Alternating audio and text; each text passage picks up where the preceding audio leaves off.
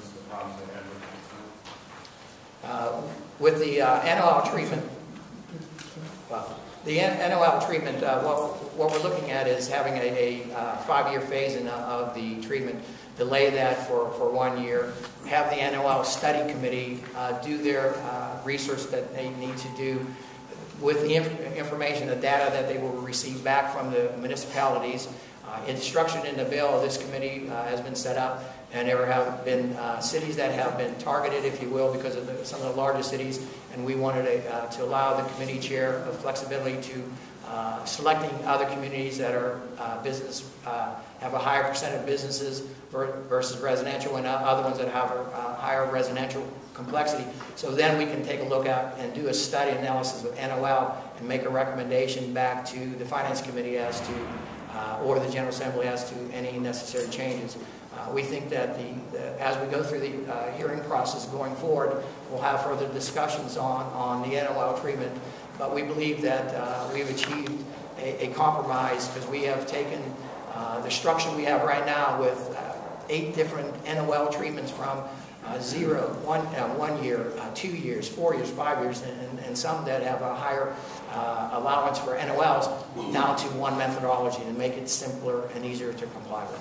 It's also important, as you talk about NOLs, that impacts about 1/3 of the city, so that's not a statewide concern or issue. So we're trying to be, again, as revenue neutral and as fair as we can be as we approach that very varying situation in the state right now. The bright line residency test, is that out now? Or what's the... if I may, I will. Yeah, it's out. That's one of the compromises we have codified. We will codify the 11. There's 11 common law rules that we're using, and there's also an additional item that we put in there where the tax administrator can ask for additional or produce additional information to say that you are a resident of a community, but it also allows that taxpayer, like myself, to go back and say, no, I'm not a resident, these are the reasons why. So we built in that flexibility to use the 11, but also anything else that either as a taxpayer or the tax administrator wants to furnish to further their position. There was a number of people testifying earlier this year about how the big problem for them as a business owner is they have to file dozens and dozens of tax returns. Do you feel that the reforms in this bill will address that problem? If I may, yeah, Representative, yes, this substitute bill addresses that problem. We have set up common dates for when you're required to file your returns, not only when they're filed, but extensions. There are definitions as to penalties and interest, common definitions of penalties and interest by all the communities. So I think we have achieved that. De minimis rules as when you may be required to file a return, but you're not going to have to remit any money to those municipalities. By defining under the casual entrant rule, which is one of the biggest issues relating to the $500,000 for the small businesses, setting those up to allow for those small businesses to opt out of it, to then have the flexibility to file a return or not file a return based on the preponderance of the time, the worksite definitions that we've come in a bill. That will eliminate the filing requirements for a lot of the individuals and businesses. I think there's a concern from the city about tax collection enforcement provision that's in this bill that takes no longer allowed to go to the courts, but is using instead of liens.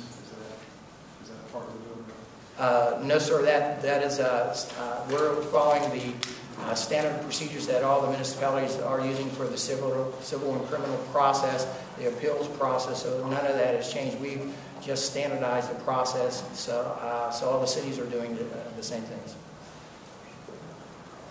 So they're not going to liens, they're sticking with civil and criminal action? Yes, sir, that's correct. So have both sides endorsed this bill then?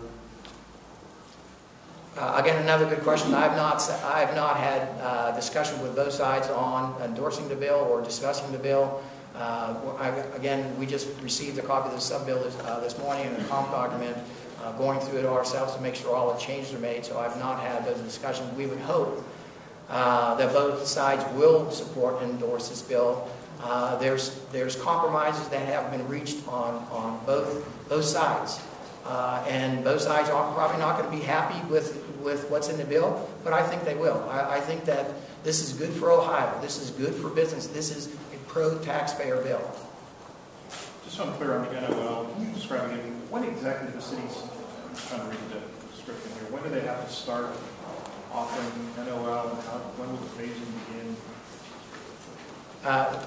They'll start offering the NOL, after the NOL study committee does their work, but it's in the bill right now, it's 2017 is when it starts, to then have a 5-year phase-in of any NOLs that are incurred by those businesses in 2016. There's also, so we didn't have any cities that are currently having NOLs, any stranded losses. We've already set up a process where those pre-2017 NOLs could also be utilized and carried forward. I think it's important that study committee he mentioned. They're going to report back to the General Assembly before 2016, I believe. Yes. And so we'll be able to actually analyze actual data. I mean, right now we don't really have any true data on what the effects of anything's going to, we get conflicting data all the time on this. So this will be a great opportunity for the General Assembly to actually see some hard numbers and can actually, before the next budget cycle, be able to make some kind of analysis. And if we need to do something, we have an opportunity to do it there. So.